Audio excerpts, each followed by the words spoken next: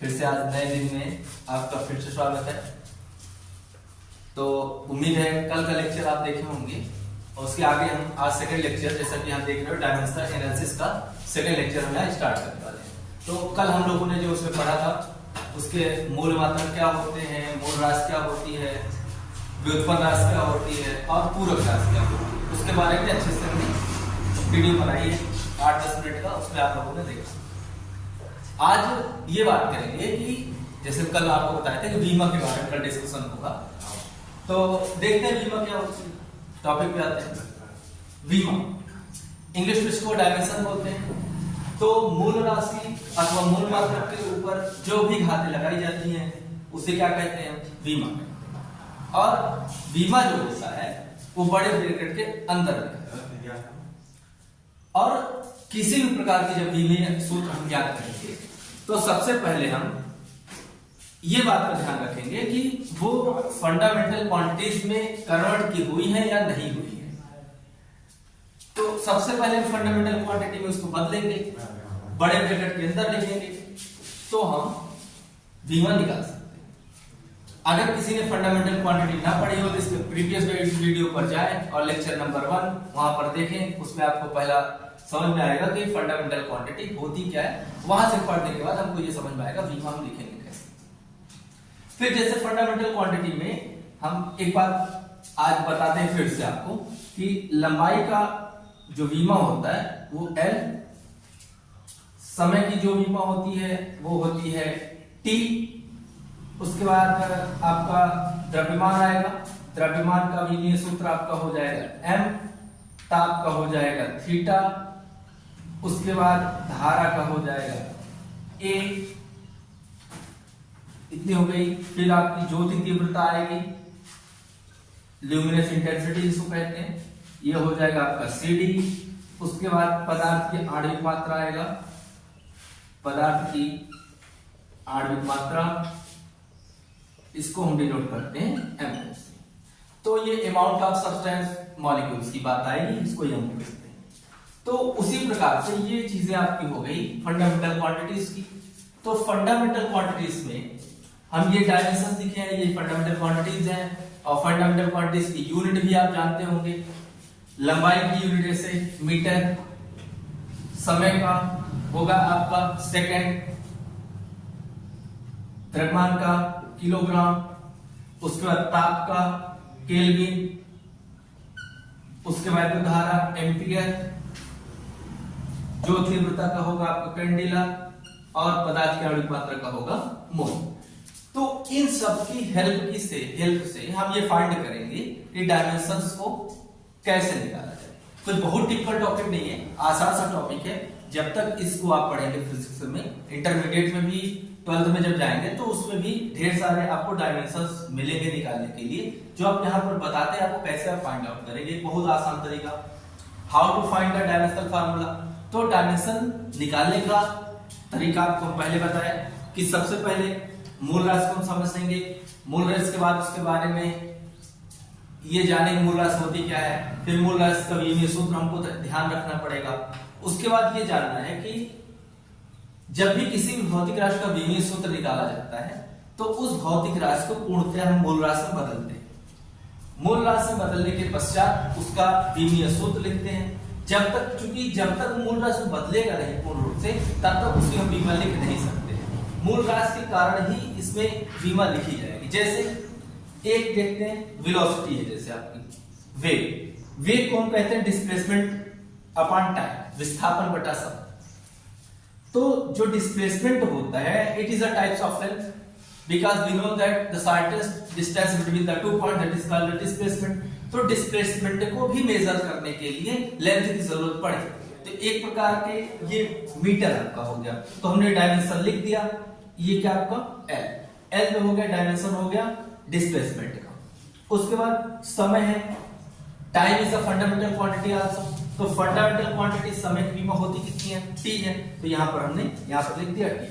अब इसको जब ऊपर ले गए, LT की पावर हो गया -1। इसके बाद आता है आपका एक्सीलरेशन, में भी इतना समझ में आया होगा आपको। एक्सीलरेशन ये होता है डिस्प्लेसमेंट, वेलोसिटी अपॉन टाइम।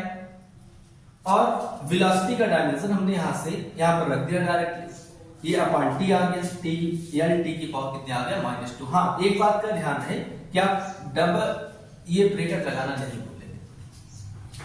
और फिर से एक बड़ा सा चीज देखते हैं, what is the dimensional formula of the force? We know that F is equal to ma. M is a fundamental quantity, but A is not a fundamental quantity. We can convert to the fundamental quantity.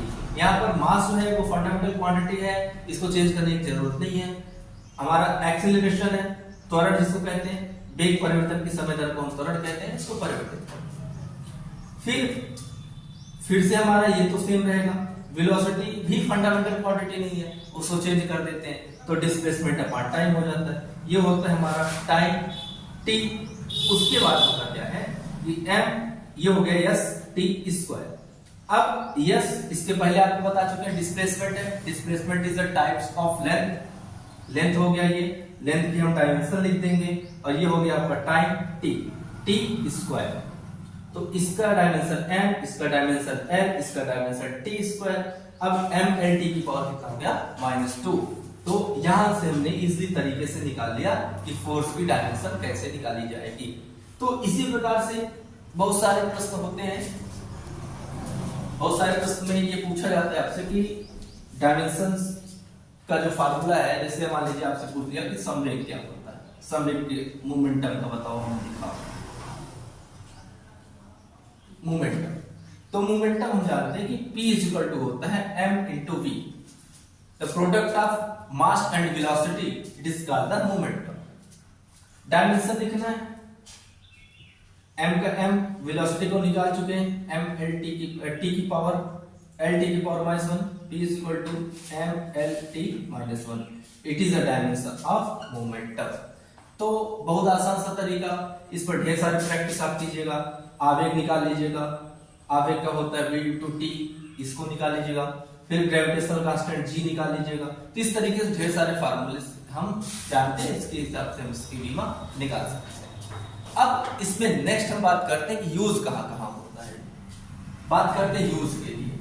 Use पर जब बात करेंगे तो use के लिए आएगा आपका बीमा का उपयोग कहाँ होता है। तो बीमाओं का जो उपयोग होता है किसी भी इक्वेशन की सत्यता की जांच करने, किसी समीकरण की सत्यता की जांच करने में, नंबर 1 भौतिक राशियों के बीच संबंध स्थापित करने में होता है। उसके बाद एक पद्धति के मात्रक को दूसरी पद्धति में बदलने में होता है। तो उसमें बहुत बड़ी एक और जरूरत पड़ती है कि आंकिक मान जो होता है, आंकिक मान मतलब न्यूमेरिकल वैल्यू, न्यूमेरिकल वैल्यू और यूनिट के बीच का रिलेशन क्या होता है, संबंध क्या होता है। तो आपको ये पता होगा कि जो न्यूमेरिकल वैल्यू होती है n is inversely proportional to u। तो एक रिलेशन जान लीजिए कि n1 u1 is equal to n2 u2 होता है। It is a important relation between numerical value and unit. आंकिक मान और मात्रक के बीच का बहुत ही महत्वपूर्ण संबंध है। इसी प्रयोग से हम ये समझ पाएंगे कि जैसे यमकेश पद्धति आप लोगों ने पढ़ रखा होगा, सीजीएस पद्धति पढ़ रखा होगा और एक एफपीएस पढ़ रखा होगा, और इसी को हम एसआई कहते हैं, इंटरनेशनल सिस्टम। तो metre kilogram second, centimetre gram second, foot pound second, ये सब में कन्वर्ट करना होता है कि किसी भी भौतिक राशि को दे दिया गया आपको एमकेएस पद्धति में, उसको चेंज करना है सीजीएस पद्धति में। हम कैसे बनाएंगे? तो हम बीमा का उपयोग करके हम उसको कर सकते हैं। तो हमने आपको बताया कि 3 जगह यूज होता है। एक यूज होगा आपका किसी समीकरण की सत्यता की जांच करने में, दूसरा यूज होगा भौतिक राशियों में संबंध स्थापित करने में, जो तीसरा प्रयोग होगा एक पद्धति के मात्रक को दूसरी पद्धति में बदलने में। तो इन 3 प्रकार के यूज को हम देखेंगे और समझेंगे। तो बाकी ये यूज आपको कल बताएंगे। आज इस पर प्रैक्टिस कीजिए और अच्छे से पढ़िए। जो पहले लेक्चर नहीं देखे हैं वो पहला लेक्चर देख के ही दूसरे पर आए, उनको अच्छे से समझ में आ जाएगा मूल राशि क्या है। बाकी पढ़ाई करते रहें। All the best.